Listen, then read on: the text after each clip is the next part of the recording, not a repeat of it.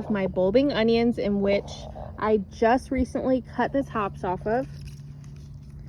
See, they were originally this high, and then I went ahead and chopped them almost in half. The reason why I'm doing that is because these onions are going to want to start bulbing soon into my big bulb sweet Texas onions. And if they're spending a lot of time with the greens, they're not going to bulb as well.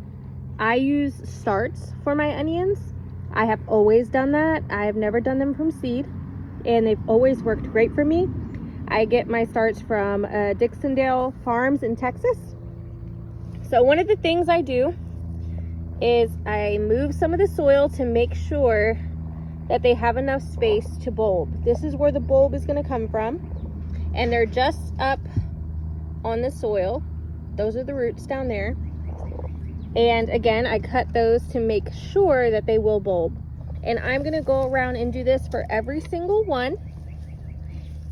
And if you haven't already, or haven't had a good nourishing soil, my soil is pretty good, but you want to ensure that you're getting some top-notch bulbs. I usually spread a little bit of blood meal on top and a little bit of bone meal just to ensure, and then I water it in really, really well. Also, as you can see, my strips of the tops, you can cook with those onions that you cut from the tops.